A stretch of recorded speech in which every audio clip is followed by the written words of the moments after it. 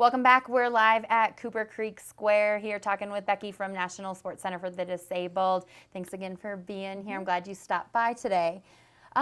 Lessons, they happen all the time. When I'm out there skiing, I see people all over the place. Tell me about how many there are.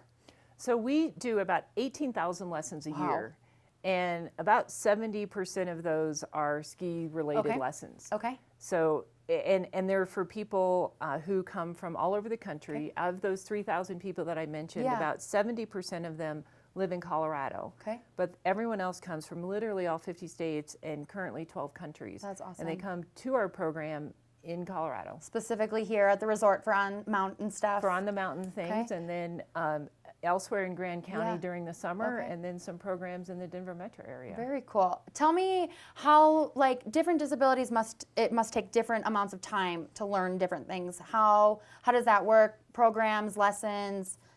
So with disabilities, like we have people with visual impairment. Okay. And you'll see them on the mountain. They have the blind skier they're vests amazing. on. And that takes special training if you're going to be an instructor for them or a volunteer instructor. So we have special blind skier volunteer training clinics. Okay.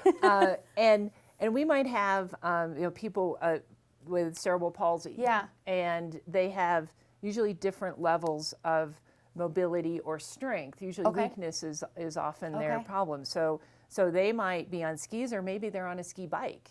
Okay. And over time, as we start to work with them and build core strength and things, they might progress. In fact, we have one participant, she has cerebral palsy. She's now in her early 20s. She's been in our program at the early stage, which is 5. Okay, wow. And she started in a sit ski, and she has moved her way up That is cool.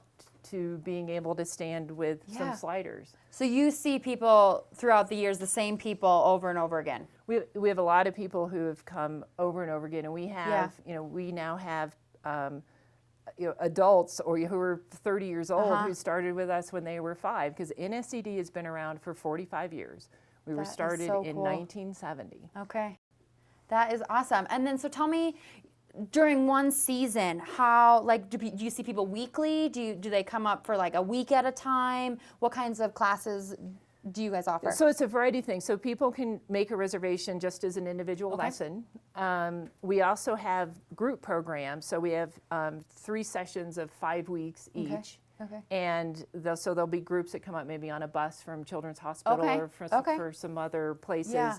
And they'll come up once a week for 5 weeks.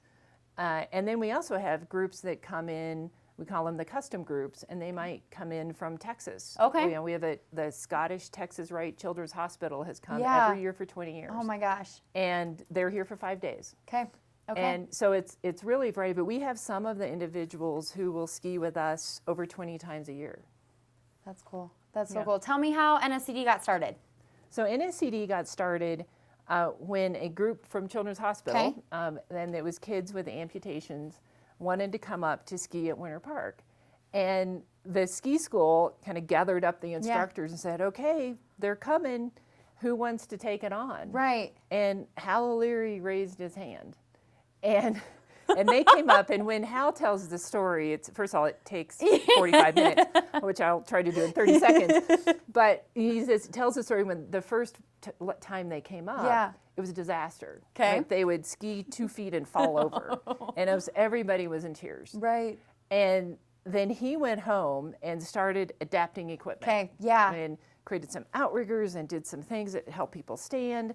And the next time they came up, they could actually get down the hill. That is so cool. Yeah, and then a couple of years after that was when the Fitzsimmons Army Base started bringing veterans with disabilities up and added to that. And by then, the program had really gotten to a point that the resort said, gosh, you guys need to be your own entity. Yeah. And so that's when it spun out of Winter Park Ski School into the nonprofit of the National Sports Center for the Disabled. Okay.